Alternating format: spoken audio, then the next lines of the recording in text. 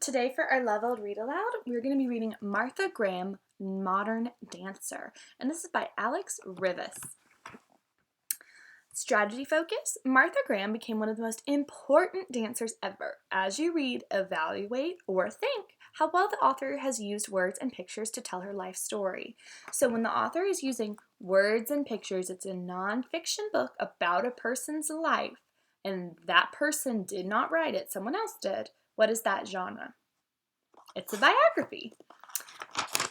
When Martha Graham was born on May 11th, 1894, no one had guessed that she would have changed the world of dance forever. Martha's family lived near Pittsburgh, Pennsylvania until 1909. That year, her father, a doctor, decided that the family should move to Santa Barbara, California. Martha's father taught her how the human body moves. He also told her that sometimes the way people move tells their emotions. Martha thought about this idea for a long time.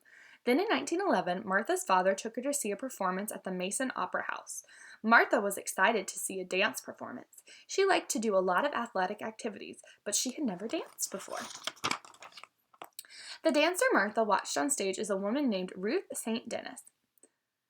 The dancer Martha watched on stage was a woman named Ruth St. Denis. Her performances were based on traditional dances from around the world. As Martha watched from the audience, she knew one day she would be a dancer like Ruth St. Denis. In 1916, Martha enrolled at Denishawn, a school and dance group run by Ruth St. Denis and Ted Shawn.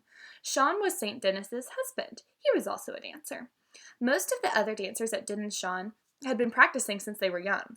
Martha was already 22 years old, and she had little dancing experience. That did not stop Martha. She worked on her dancing day and night to try and catch up. Soon, all of Martha's practicing paid off. Ted Shawn gave her the lead role in one of the company's dance performances. Then he began to create dances to show off Martha's talent.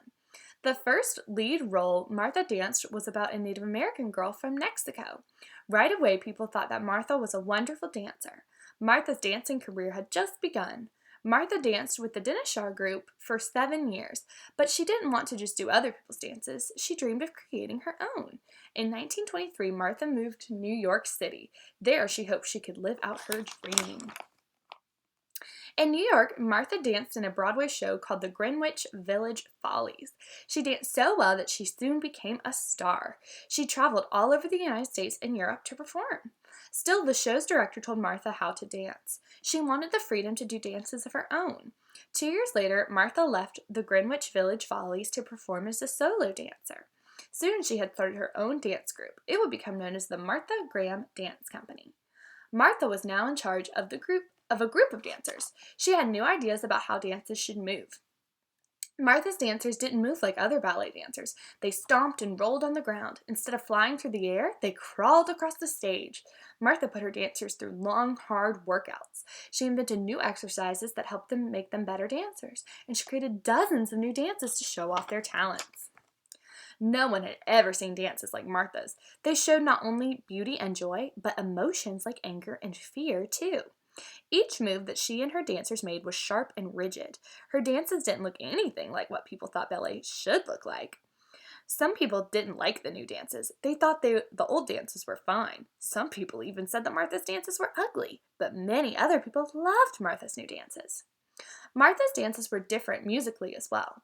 At the time, most of the music used for dance was classical music written long ago. Martha didn't want to use classical music. With the help of music writers such as Louis Horst, Martha added new music to her dances. The music and the dances worked together to create shows filled with emotion and feeling. Each new dance challenged Martha and her dancers, and people came from all over the country to see Martha perform.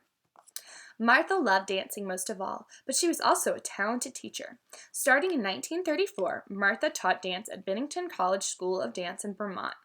There, she also created rehearsed new programs with her dance company. Martha's dances became so popular that in 1937 she danced at the White House for President Roosevelt. Over her career, Martha would dance at the White House 6 more times. In 1944, Martha created one of her most famous works, Appalachian Spring. It told about the marriage of a farmer and his wife. Aaron Copland, a popular composer, wrote the music. Artist Isamu Noguchi designed the scenery for the stage. Martha danced the lead role, even though she was nearly 50 years old. Most dancers have very short careers, but Martha had a long one. As Martha grew older, her desire to dance remained strong. It didn't seem fair to her, but her body began to tire. At first, she created easier roles for herself. Finally, younger dancers took over her roles. Martha gave her last public dance performance in 1969 when she was 75 years old. For several years, she left the world of dance.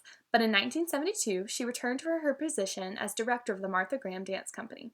She stayed on the job for almost 20 more years. During her career, Martha Graham won many awards for her work. In 1976, the President of the United States, Gerald Ford, awarded her the Presidential Medal of Freedom. Martha was the first dancer to ever win this award. Then in 1985, Martha was awarded one of the first United States National Medal of Arts by President Ronald Reagan. Martha Graham took her last tour with the Martha Graham Dance Company in 1990 at the age of 96. She died in New York in 1991. Martha created hundreds of dances during her life. She had shown dancers everywhere a new way to dance. Thanks to Martha Graham, the world of dance would never be the same. Oh, what an awesome story about a super empowering woman. All right, guys, I'm going to leave your response questions in the description box below. You can talk about them, write about them, or think about them to check your comprehension and make sure you're understanding what you're reading. And I'll see you guys in our next read aloud.